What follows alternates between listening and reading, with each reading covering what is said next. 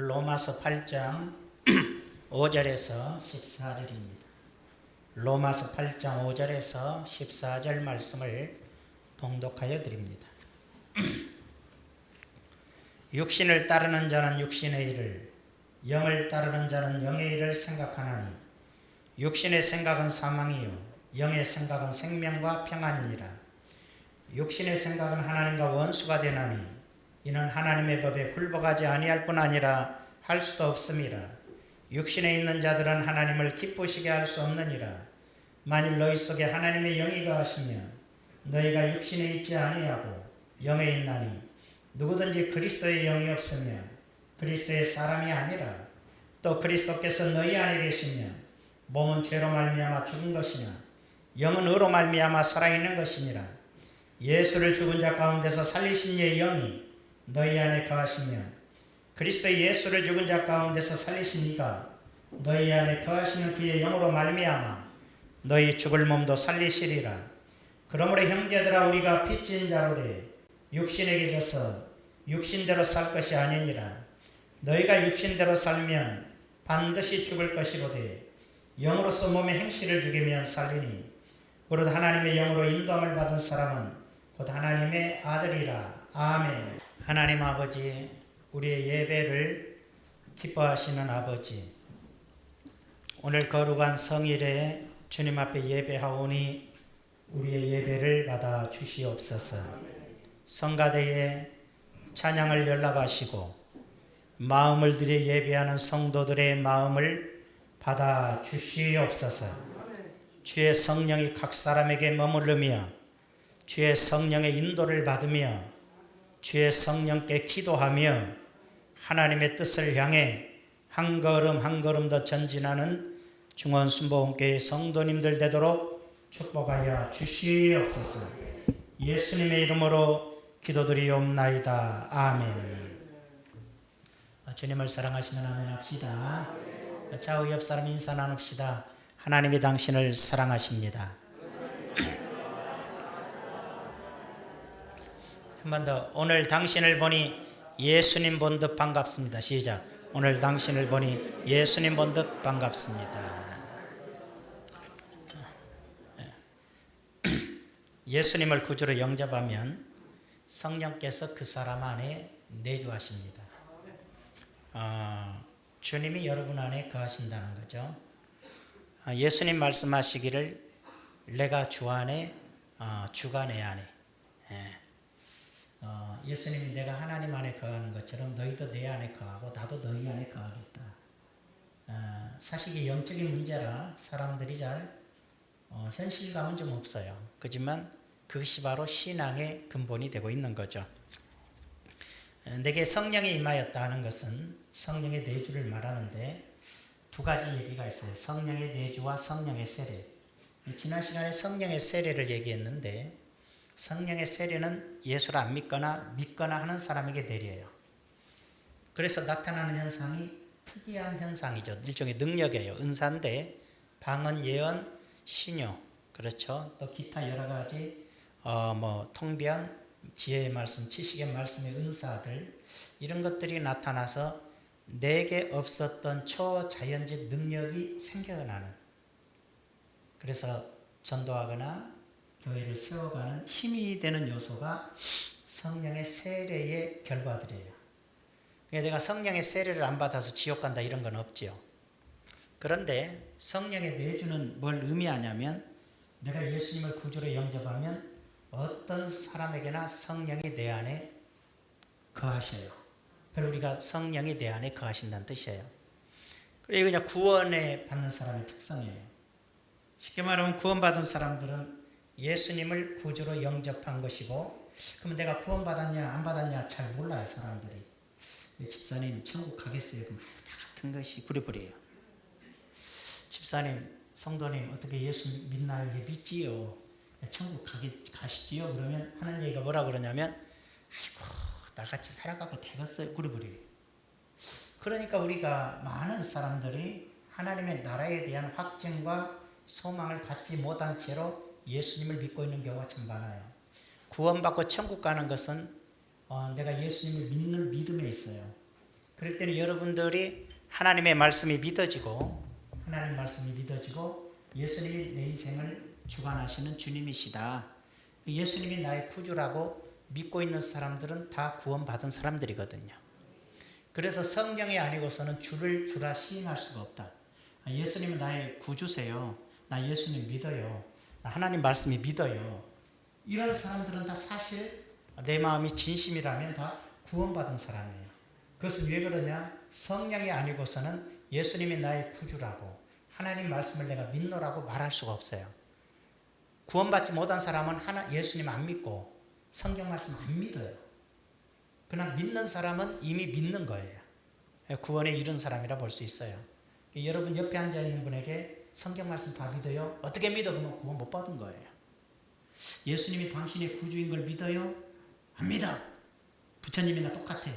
그런 사람은 지옥 가요. 죄송해요, 지옥 간다고. 이 소리 들어서 기분 나쁘다고 다음 주에 안 나오면 분명히 가요. 농담이 아니에요. 교회에 마음 평안하려고 그랬더니 맨날 열받게 안 해. 그거 좀 곤란한 거예요. 자, 어떤 목사님이 계시는데 말씀드렸었어요. 기억날 거예요. 어느 분은 이 말 했는 걸 또 한다고 또 성질내요. 그러지 마요. 할 얘기가 없어서 그래. 적절한 이해가 없어서 또 못 들은 사람이 또 계실 테니까. 어떤 목사님이 계신데 어머니가 예수를 안 믿어요. 안 믿은 것도 좋은데 점쟁이하고 친구예요. 같이 맨날 점친구 구경하고 점치고 있어요. 그러다가 아들이 목사가 되고 목회를 하는데 그래도 사람이니까 양심의 가책이 있어서 그래도 우리 아들이 목사인데 내가 교회를 가야지. 교회를 갔어요. 교회를 다니다 보니까 예수를 믿게 됐어요. 하나님 말씀을 믿게 됐어요. 야, 하나님이 우리를 구원해 주시는 거구나. 근데 아직도 예수님을 믿어도 되게 보면 자기가 정말 내가 믿는가? 정말 천국 하는데 내가 천국에 갈까? 이런 생각도 있고, 또 믿음이 떨어지거나 예수 믿어도 어려움이 오면, 예수님 믿어도 어려움이 오면 누가 뭔가를 얘기해 줘야 되는데 뭐 별로 얘기해 준 것이 아니라 하나님께 인생 맡기세요. 그거하고 염려하세요. 이렇게 얘기하는 거예요. 성경대로. 그러니까 답답해. 왜? 늘 문제 말씀은 점쟁이한테 부채도자처럼 어떡할까? 이렇게 살았는데 아니 교회 갔더니 걱정 마세요. 기도하면 돼요. 하나님 믿으세요. 인생을 하나님이 책임지셔요. 좀 어려움이 왔다 해도 그거 사라져요. 이렇게 얘기하는 거죠. 믿음으로 말하니까.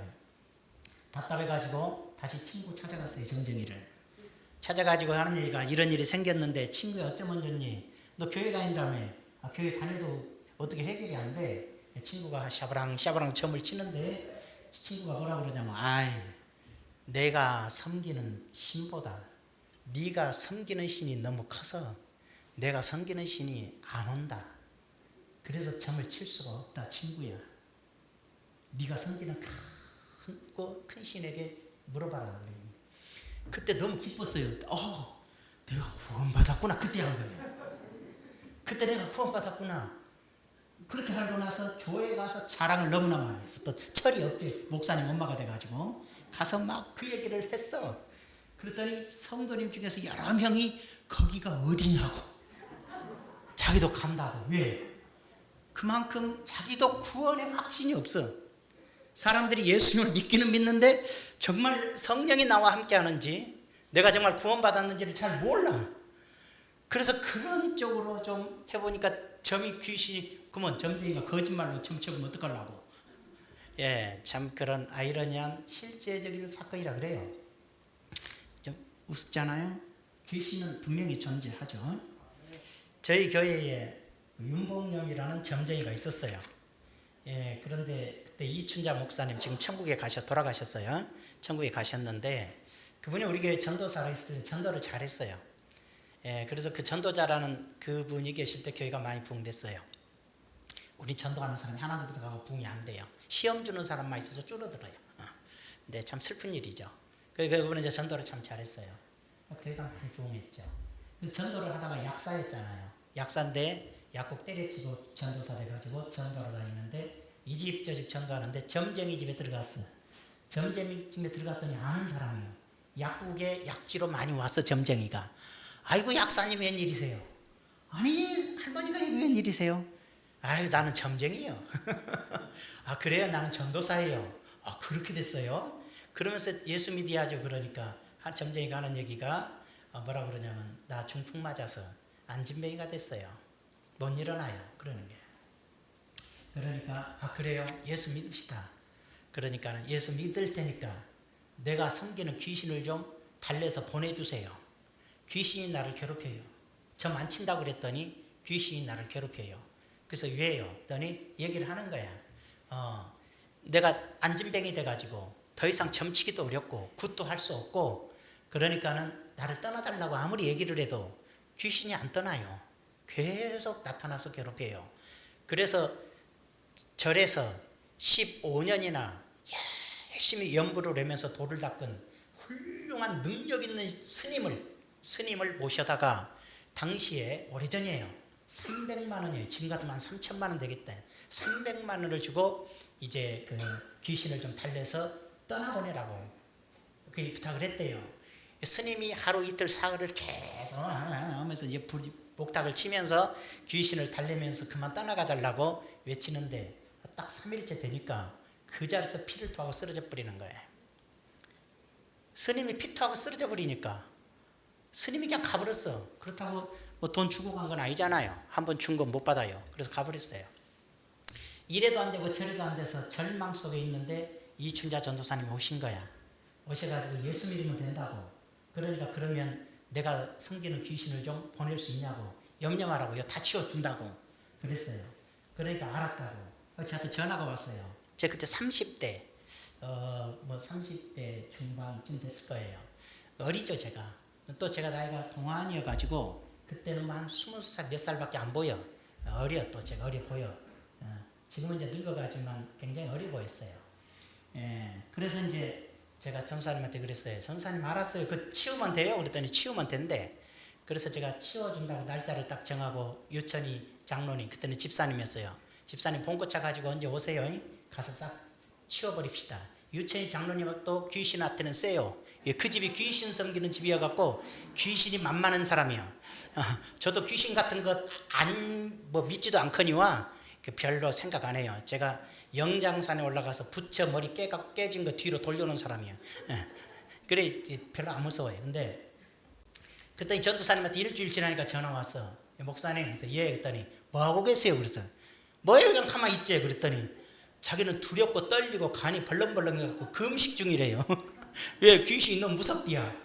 그래서 그래요? 나는 안 무서운데. 알았어요. 하여튼 그날 봐요. 자, 그러고 이제 날짜가 돼서 저하고 집사님이랑 사모님이랑 이제 셋이 가서 전도사님이랑 넷이서 예배를 드렸어요. 예배를 드는데 이제 점쟁이가 걱정이 태산이에요. 왜? 중하신 능력 있는 목사님 올 줄 알았더니 시퍼렇게 젊은 게 와갖고 목사라고 예배를 드리니까, 이게 15년 도닥은 스님도 피타고 쓰러졌는데 오늘 젊은 목사 죽어나가겠구나 싶은 거라, 이 점쟁이 눈에는. 그래가지고 있는데 예배 드리고 나서 집사님 갑시다. 그래서 자루를 몽땅 가져와서 부처 머리 깨버리고 밟아버리고 망치로 깨버려서 발기르게 깨가지고 다 자루에 담기 시작했어요. 한 10자루를 더 담아도 남뜩만 어마어마하게 많아. 사탕은 먹으라고 놔두고 귀신이 웬 사탕을 먹기 좋아해 또. 그래가지고는 다 담아가지고 이제 그랬더니 자꾸 담고 있는데 그 윤봉념 할머니가 자꾸만 이렇게 고개를 내밀고 찝찝 쳐다보고 찝찝 안 죽나 하고 쳐다보는 것 같아요. 부처 다 깨부시는데 안 죽나. 연불도 안 하고 달래지도 않고 그냥 무조건 예배드리고 와서 깨부셔버리니까 귀신이 얼마나 노할까 싶은 거지. 귀신이 안 나타나. 그 순간에 예수 믿는 사람 앞에 나타나겠어요? 못 나타나는 거지. 싹 지워서 그 당시 경안천 산에 갔다가 다 묻어버리고, 그 다음에 탈 것은 경안천 쓰레기장이 그때 있었어요. 쓰레기장에서 다 불태워버렸어요. 그러니까 우리는 끝났어요. 그냥 그분은 이제 안타깝게도 우리가 떠난 다음부터 귀신이 나타나서 괴롭히기 시작하는 거예요. 그러더니 그 무당딸 있잖아. 무당딸, 무당에게 신내림 받아 또 무당되는 사람이 있어요. 그 은행동에 있는데 갑자기 칼을 들고 쫓아오더래요. 이년 네가 나를 버려 그러면서 죽여버린다고. 난리가 났어요. 그래서 차라리 죽여라. 그리고 싸움이 난 거예요. 여러분, 귀신이 그렇게 악해요. 한번 귀신이 붙으면 중풍이 걸리든 뭐가 되든 점을 칠 수 있든 없든 간에 떠나지 않아. 그래서 걱정 마시고 세례 받으라고 해서 세례 주고 그 다음에 계속해서 찬송가 틀어놓으면서 견디라고. 찬송가 틀면서 버텼는데 한동안 일어나서 중풍에서 일어나서 버스 타고 돌아다녔어요. 근데 교회는 안 오더만. 갖고 죽어버렸어요. 천국 갔는지 안 갔는지 난 모르겠어 했던 간에. 그래서 제가 장례까지 다 치러드렸어요. 여러분, 귀신의 역사는 그처럼 죽이고 도적질하고 멸망시키고 한번 귀신을 모셔드리면 잘 떠나지가 않아요. 그리고 이용하다가 쓸모없어도 끝까지 괴롭히는 것이 귀신의 역사더라고요. 자, 여러분은 다행히 그런 현상은 없을지 몰라도 우리가 알아야 되는 게 있어요. 간혹 가다 보면 물어봐요. 자매님, 천국에 갈 수 있어요? 글쎄요. 그러면 구원못 받았구만. 이 말은 위험해요. 예수님 믿으세요? 예, 믿습니다. 성경 말씀이 믿어지세요? 저는 정말 믿어져요. 목사님 설교가 참 깨달아지고 잘 믿어져요. 믿는 것은 구원이에요. 막 태어난 어린아이나 장성한 사람이나 늙어서 힘없는 노인이라도 다 사람이에요. 성경의 믿음이라는 것은 막 예수 믿고 연약하기도 하고 아무것도 모르고 그냥 예수님만 믿고 있는 연약한 사람도 있고, 그 다음에 믿음이 강한 사람이 있고, 그 다음에 아주 이제 믿음이 좀 나약해질 수도 있는 거예요. 그런 사람들 앞에서 지옥 간다 그래버리면 되겠어요? 믿음이 강하든 약하든, 사도 바울은 믿음 연약함에 대해서 탓하지 말라 그랬어요. 믿음을 자라게 해주는 것이 교회인 거예요. 교회 처음 오거나 믿음 약한 사람에게 쓸데없는 소리 하거나 상처되는 소리 하거나 어떤 자기 이익을 이런 식으로 하면은 바로 쓰러져 버려요. 절대로 어떤 사람이 오거나 새로 왔다 할지라도 믿음이 좋다고 착각하지 마요. 생각보다 믿음이 어린아이일 수가 있어요. 아직 아무것도 모르는 신앙일 수 있어요. 믿기는 믿는데 아직 아주 어린아이처럼 돌보고 지키고 천천히 가르쳐서 성장시켜야 될 사람들이 꽤 많다는 것을 알아야 되는 거예요. 이제 그런 차원에서 우리가 이해를 해야 돼요. 그러니까는 예수 그리스도를 믿으면 성령이 내주하시지만, 그래서 예수님을 구주라고 믿지만, 하나님 말씀 믿지만 아직 믿음이 연약하여서 어떠한 세속적인 탈과 모습에서는 아직 잘 못 벗어난 단계가 꽤 많다. 그런 사람들에게 지옥 간다고 말하는 것이 아니라 당신은 하나님의 자녀니까 이제 이렇게 살아야 됩니다 라고 말하는 거라니. 이해가 되시면 크게 아멘.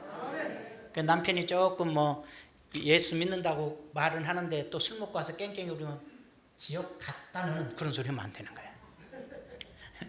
당신 하나님의 자녀로서 자꾸 그런 행실을 하는 건 바람직하지가 않소. 그렇게 얘기하는 거죠. 그런 것을 점점 멀어져야지 이제 이렇게 얘기를 하는 것이지, 지옥 간다 그래 버리고 막 이렇게 하는 건 아니란 얘기죠. 너 예배도 안 드리고 오늘 또 놀러 갔지, 내년 지옥 간다, 그리 하는 거예요. 점쟁이들이 하는 소리는 하는 것 아니에요. 네가 아직은 신앙이 연약해서 그리 하지만 너 예수 믿냐? 믿어요. 그러면 이제 하나님의 자녀답게 살려고 노력을 해야 돼. 신앙생활은 그냥 성장하는 거에 노력을 해야 돼. 설명을 해줘요. 어린아이가 태어났어. 밥 안 주면 죽지요. 지수로 밥 먹으면 못 먹지요. 자, 이제 밥 먹는다 할지라도 학교 보내야 돼, 안 보내야 돼? 보내야죠. 안 보내면 글도 몰라요. 글도 쓸지도 몰라요. 계산도 못해요. 인생을 어떻게 살겠어? 그런 것처럼 우리는 배워나가야 되고 익혀나가야 되고 행동해야 되는 과정들이 있는 것처럼 예수 믿고 은혜 받고 성령 받았다고 신났는지 몰라도 배워나가야 돼요. 그걸로 끝나버리면은 신앙이 30년 돼도 어린아이 같은 거야. 계속해서 시험 들고 계속해서 뭐하고 계속해서 헷갈려가는 거예요. 왜? 천천히 신앙은 자라야 되는데, 그래서 잘못하면 사람들이 부흥회라는 방법을 써요. 부흥회라는 방법을 써가지고 자꾸만 믿음이 떨어진 것 같으니까 이걸만 한 거야. 신앙이 확 살아나요. 왜? 부흥회는 되게 감성운동이니까 안 믿어진 마음, 막 뜨거운 마음이 여러 가지 생기는 거야. 그래서 부흥회 방법을 써요. 부흥회 방법을 써서 그래. 근데 3개월 이내에 그건 다 잊어버리게 돼 있어요. 부흥회를 통해서 은혜 받고 막 갑자기 안 하던 헌금하고 막 갑자기 막 세상모가 나는 간대없고 막 할렐루야 하면서 예수 어떤 사람이 몇 달 지나면 바로 시험에 들어버리고 또 다시 똑같은 짓 하거든. 그냥 목사님이 믿음이 또 떨어졌네, 또 부흥해. 1년에 4번 하는 교회, 1년에 6번 하는 교회, 최소 1년에 2번. 자, 그러는데 우리 교회는 안 해. 우리 교회는 부흥해도 안 한대요. 그것 때문에 어려울 수 있어요. 좀 뜨겁고 열정이 좀 돼야 되는데 자꾸 그렇게 맞들여 놓으면 부흥에 1년에 4차례씩 계속 해봐요. 5년만 하면 나중에 부흥이 아마 안 나와요. 부흥에 아무 효과도 없어요. 하면 뭐해? 그 소리가 그 소리고 돈만 내라고 그러는데 이렇게 돼버리는 거예요. 여러분, 신앙생활은 감성운동이 아니에요.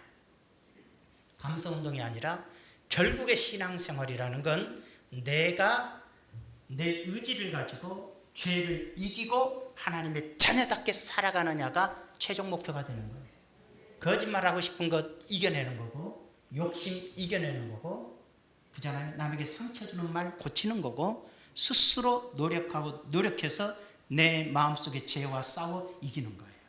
그것이 신앙생활의 시작이고 결과가 되는 거예요. 감성운동은, 부흥운동은 순간적으로는 그렇게 되지만 원상으로 돌아가 버리고 자기 자신도 좌절해요. 왜 내가 또 이러지? 그러고 나서 에이, 부흥해야 되는데 이렇게 안 한디야. 이렇게 되기 시작하면서 전혀인간은 변화가 안 일어나는 거예요. 순간적으로 교회가 뜨거워지는 것 같고 사람이 많아진 것 같은데 사람 개개인의 성장이 이루어져야 하는 거죠.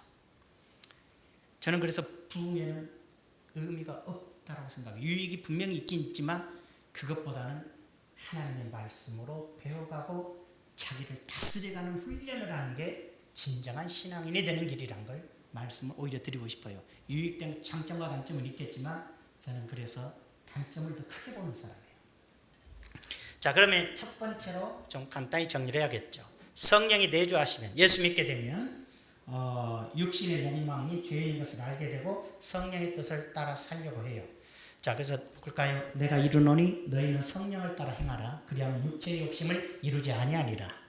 육체의 소욕은 성령을 거스리고 성령은 육체를 거스리나니 이둘이 서로 대적하므로 너희가 원하는 것을 하지 못하게 하리 함이니라. 여기까지만. 내 마음에 원래 있던 육신의 욕심, 하고자 하는 욕심은 내가 예수 믿고 나서 내 안에 들어오신 성령의 뜻을, 성령을 거스려. 성령은 인도하는데 이렇게 해라 늘 이끌어주는데 그 성령의 뜻을 거스리고 성령은 육신의 소욕을 거스려. 그러니까 예수 믿게 되면 죄와 싸움이 시작되는 거예요. 이것이 죄다 아니다를 아는데 예전에는, 예수 믿기 전에는 죄를 죄로 여기지 않아요. 그래서 내가 경쟁에서 이기면 기뻐. 그러나 예수 믿는 사람은 경쟁에서 이겼을 때 저 진 사람의 아픔을 생각하는 거예요. 아, 이거 할 일이 못 되구나 이렇게 느끼는 거예요. 부부지간에 싸우고 나서도 예수 안 믿는 사람은 남편의 코를 꽉 꺾어버렸다고 밖에 나가서 친구들한테 자랑하면서 큰 소리치고 막 그래요. 그러나 예수 믿는 사람은 싸웠어도 남편에게 상처를 준 것에 대해서 마음 아파하고 미안하다고 사과할 줄 알아요. 남편도 마찬가지. 그런 마음이 있다 이 말이에요. 성령은 옳고 그름을 분별해서 자꾸 오른쪽으로 바른 것으로 나를 이끌어가는 특성을 갖게 되고 육체의 욕심은 이기는 것, 승리하는 것, 내 욕구를 채우는 것, 내가 만족하는 것으로 만족해버리는 거예요. 그래서 이것이 자꾸 죄로 가기가 쉽다는 거예요. 죄로. 그 젊은 날에 계속 그 클럽 다니고 막 춤추고 이야 이런다는 사람이 있어요. 맨날 그렇게 산 사람들이 있어요. 젊은 날에. 그랬더니 결혼을 했어요. 못 살지. 결혼하고 나니까 이제 자식을 낳았어요. 자식을 돌봐야지. 남편 돌봐드려야지. 내조해야지. 남자들도 아내를 책임져야지. 자식들 가르치고서 열심히 일해야지. 쉬지도 못하지. 숨통이 터지는 거예요. 왜? 이렇게 살았으니까. 야야야야야야야 하면서 살았는데 우리 결혼해서 억눌려서 살려고 그러니까 감정대로 막 기분으로만 살았는데 그 기분대로 살아온 인생의 단점이 뭐냐면 자기 의지로 자기가 살아가는 법이 죽어버려요. 내가 책임을 져야 된다. 힘들어도 이렇게 해야 된다. 견뎌야 된다. 인내심 이런 것들 내 의지로 극복해 나가야 사람은 성공을 하고 사람답게 되는데 이렇게만 살았는데 하나님을 찔르고 살았는데 이제 안 되는 거라 이게. 그래서 결국은 에이 하고서 며칠 가출해버려 부인이. 남편도 며칠 없어져 버려. 어디 갔다 왔냐니까 에이 저 산에 갔다 왔어. 가서 야워 하니까 속이 시원하더만. 뭔가 자꾸 이게 그렇게 살게 되는 것처럼 그잖아요. 신앙 인간으로서 살려고 해도 의지가 성장해서 어려움과 고난과 역경을 극복하고 책임성 있는 인생을 사는 것이 사람인데 그 책임성을 벗어버리고 그냥 막 감정대로 살아버리게 되면 그 책임성이 살아갈 수 있는 의지력이 너무 약해져요. 그래서 사람답게 못 살고. 그래서 요즘 현대인들이 이혼이 너무 많고 바람을 너무 많이 피우고 아무렇게나 살아가는 그런 현상이 부지기로 늘어나기 시작합니다. 그렇게 살아왔기 때문에 우리 신앙생활도 감성 운동하면서 이렇게만 살다 보면 하나님 자녀답게 살아야 되고 책임을 져야 되고 참아야 되고 견뎌야 되고 하는 신앙이 못 돼서 성질나면 싸우고 막 다 이렇게 가는 거예요. 신앙인다운 모습이 하나도 없습니다. 어떤 신앙이 되어야 마땅합니까? 성령의 뜻에 따라 죄의 욕구를 이겨야 된다라고. 내가 믿지 않은 시절에 내 몸에서 있는 죄의 욕구는 죽는 날까지 존재하는 건데 그 욕구와 싸워서 하나님의 뜻대로 따라가는 사람이 성령을 따라 사는 사람이라고. 그걸 배워가기 시작하는 거예요. 두 번째로 그렇게 배워가다 보면 죄를 멀리하게 돼요. 그렇게 노력을 하면서 자라야 죄를 멀리해요.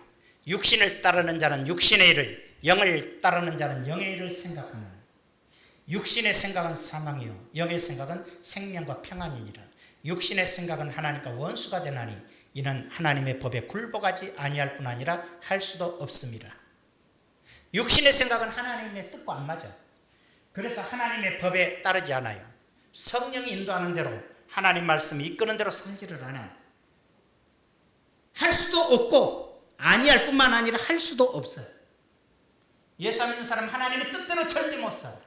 그러나 예수 믿는 사람은 성령이 내 안에 들어오셨기 때문에 이제 그 성령에 따라 사람답게 하나님의 뜻을 따라 내 죄를 멀리하기 시작하면서 신앙인의 자세로 성장하는, 죄에서 벗어나지는 못해도 죄를 멀리하기 시작하면서 사람이 사람답게 되어져가는 것을 깨달을 수가 있는 거예요. 자, 넘어가서 보면 다윗의 탄식이 있어요. 우리가 시편 51편 9절에서 14절 이거 다 한번 읽어봐요. 시작. 주의 얼굴을 내 죄에서 돌이키시고 내 모든 죄악을 치워주소서. 하나님이 내 속에 정한 마음을 창조하시고 내 안에 정직한 영을 새롭게 하소서.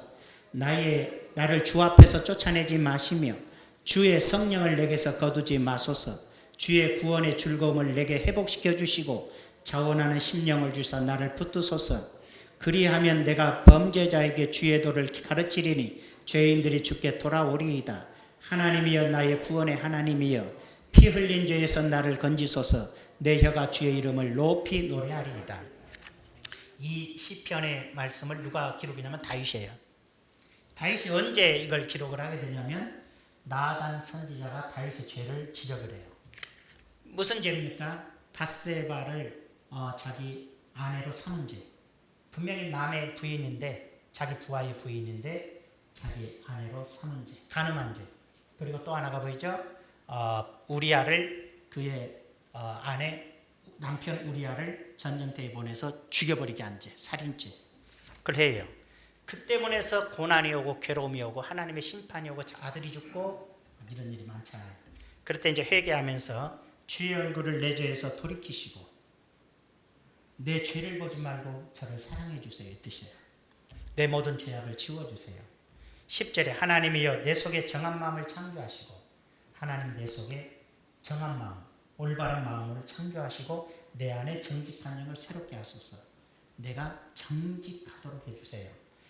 그 다음에 뭐라고 써요? 나를 주 앞에서 쫓아내지 마시고 하나님 나를 버리지 마세요.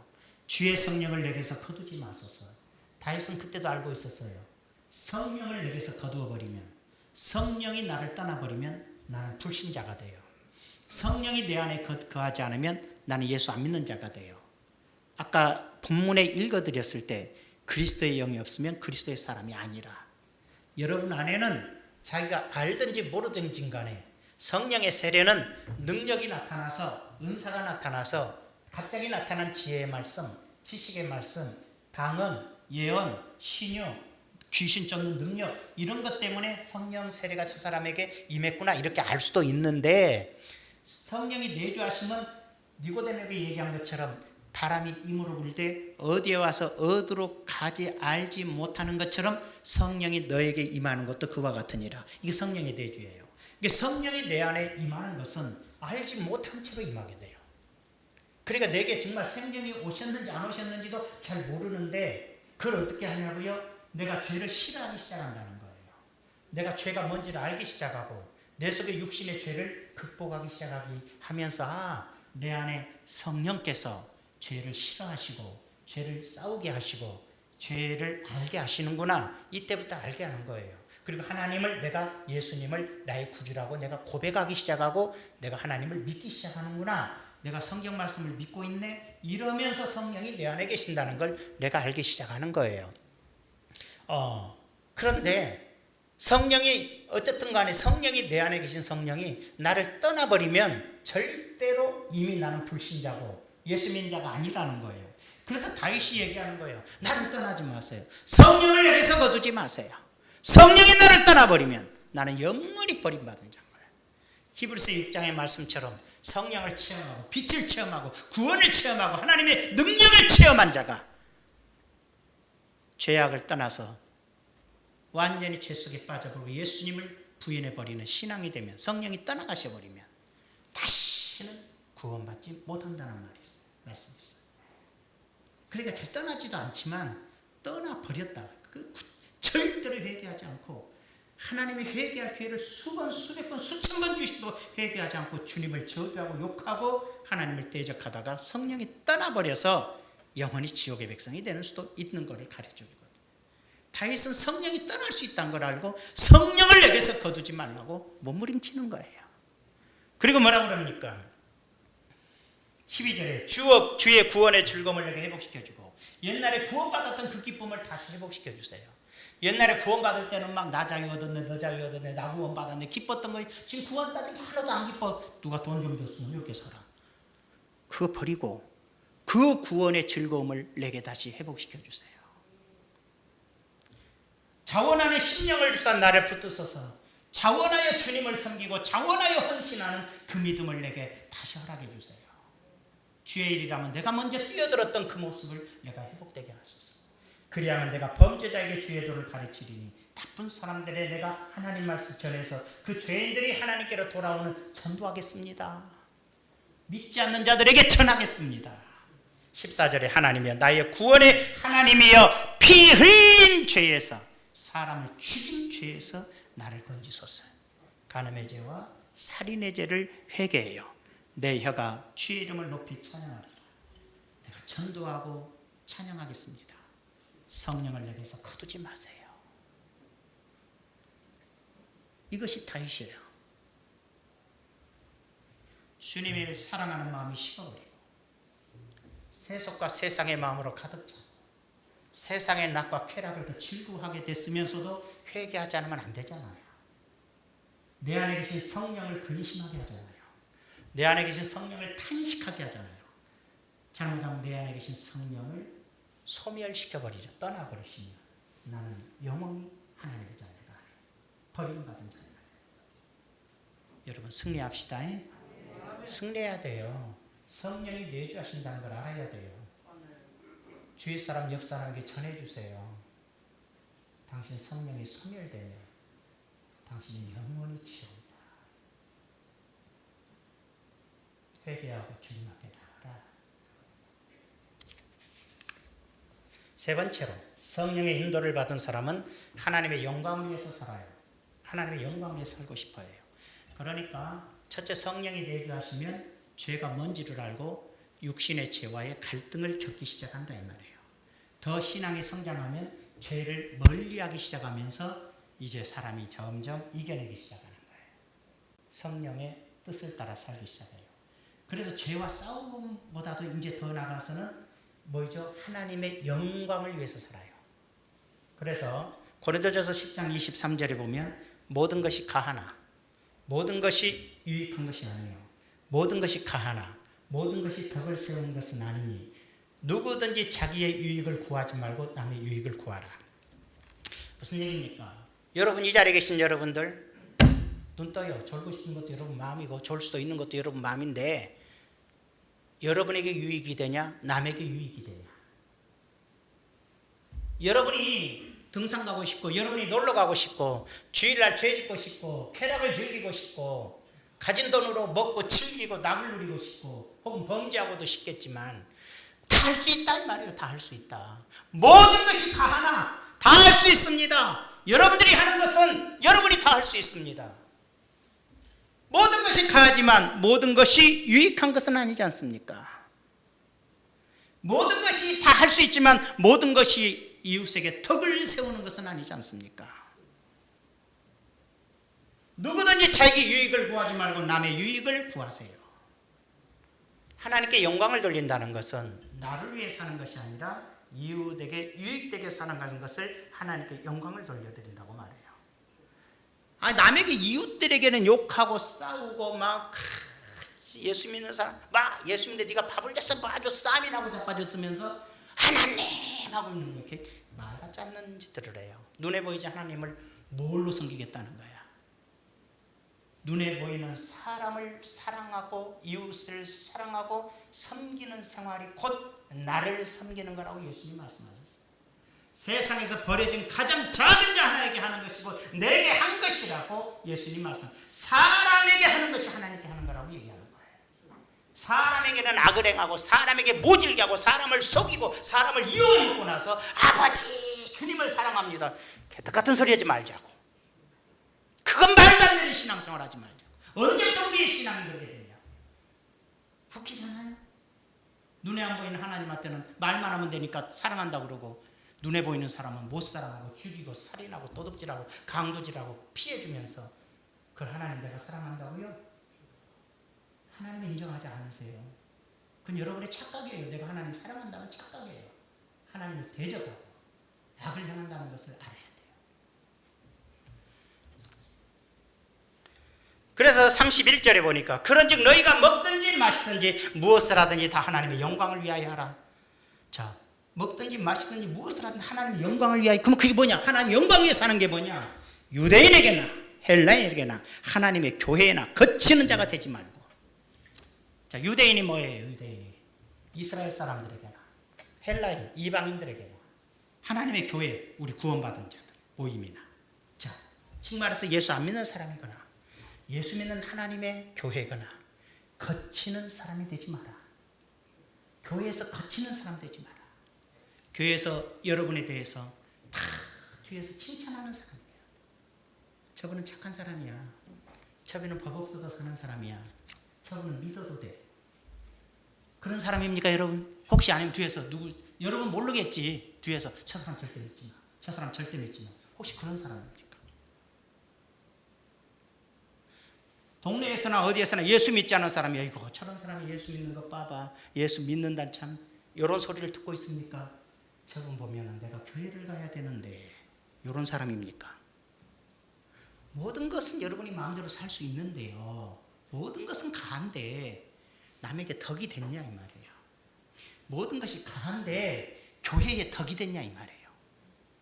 예수 안 믿는 사람이나 예수 믿는 사람이나 교회에 거침돌이 되지는 않았냐 이 말이에요. 거침돌이. 여러분 보기 싫다고 고개 돌리는 사람이 있지 않냐 이 말이에요. 물론 내가 예수 정말 잘 믿고 하나님의 뜻대로 살기 때문에 욕을 먹는 수는 있어요. 정말 악한 죄인들이 나를 욕하는 수는 있는데 그것이 아니라 그냥 정상적이고 평범한 사람들이 내게 손가락을 던졌을 때는 그건 아주 심각한 문제가 되는 거예요. 여기까지 이해가 되시면 하면, 자, 한번 이럴 때는 듣고 어떤 인간이 그러지 말고 자기를 돌아봐야 되는 거. 이럴 때는 한번 돌아봐요. 시작. 다 돌아봤죠? 어때요 여러분들? 자기 자신이 어때요? 내가 살아가는 것이 남에게 덕이 되고 있어요? 아니면 손가락 받고 지탄받는 거침돌이 되고 있는가? 그렇게 33절이 있나요? 예. 나와 같이 모든 일에 모든 사람을 기쁘게 하여 자신의 유익을 구하지 아니하고 많은 사람의 유익을 구하여 그들로 구원을 받게 하라. 예수 안 믿는 사람 앞에도 유익을 끼쳐서 그들로 구원에 이르게 하라. 자기 유익만 생각하면 믿는 사람까지도 교회를 떠나게 만들어요. 자기 이익을 생각하면. 남에게 피해를 주고 내게. 그러나 나를 희생하면서 다른 사람의 유익을 구하면 예수 안 믿는 사람도 교회로 나온다고 얘기해 주고 있어요. 어떻게 살아야 될지 알지요. 우리 교회가 붕하면 여러분이 이렇게 사는 거고, 우리 교회가 쫄아들면 저렇게 사는 거예요. 누구를 탓할 수도 없는 거야. 내가 하나님께 영광을 돌리지 않는 생활을 한다. 그러나 성령의 사람들은 죄가 뭔지를 알고 죄와 싸우고, 그 다음에 죄를 이겨서 멀리하고, 그 다음에 하나님의 영광을 향해서 간다 이 말이에요. 어디까지 갔어요? 죄와 싸우고 있습니까? 죄한테 치고 있습니까? 아니면 죄를 이겼습니까? 그리고 하나님의 영광을 향해서 가고 있습니까? 이거란 얘기예요. 성령이 여러분 안에 내주하십니까? 성령을 소멸하지 마세요. 성령의 뜻을 따라서 성령이 나를 주관하게 하세요. 그렇게 말씀드리고 싶어요. 한 구절만 보죠. 로마서 14장 17절. 하나님의 나라는 먹는 것과 마시는 것이 아니요 오직 성령 안에 있는 의와 평강과 희락이라. 이로써 그리스도를 섬기는 자는 하나님을 기쁘시게 하며 사람에게도 칭찬을 받느니라. 하나님의 나라는 17절에 하나님의 나라가 우리가 하나님의 나라는 여기 있다 저기 있다 하지 마라. 하나님의 나라는 네 안에 있느니라. 보세요. 천국이 내 안에 있다고? 그러면 저기 천국은 없나? 그게 아니고 내가 죽어서 가는 하나님의 나라는 영혼들이 모여 사는 하나님을 섬기는 영원한 세계고, 그러나 내가 살아있는 동안에 주님이 나를 다스리는 통치의 개념, 쉽게 말하면 하나님의 나라가 네 안에 있다. 그런 거 뭐냐면 뭐라고 설명해야 되냐. 자, 우리나라에 그 중국의 대사관이 있어요. 중국 대사관이 있어요. 엊그제 중국 대사가 나와서 좋은 얘기 하더라고. 우리는 평화를 원한다. 북한의 핵무기 갖지 않기 원한다. 한국의 평화가 임하기를 원한다. 우리는 한국과 가까이 동반자로서 서로 경제를 협력하고 좋은 관계 원한다. 좋은 말 많이 하더라고요. 그러니까 중국하고 같이 살자는 뜻은 아니지만 또 우리도 중국 없이는 가난해지니까, 러시아 없이는 가난해지니까 원수 맺으면 안 되죠. 서로 좋은 관계를 맺는데 미국하고도 좋은 관계를 맺어야 또 안보가 더 좋고 미국하고도 하죠. 세상은 우리나라는 평화를 조성하고 있어요.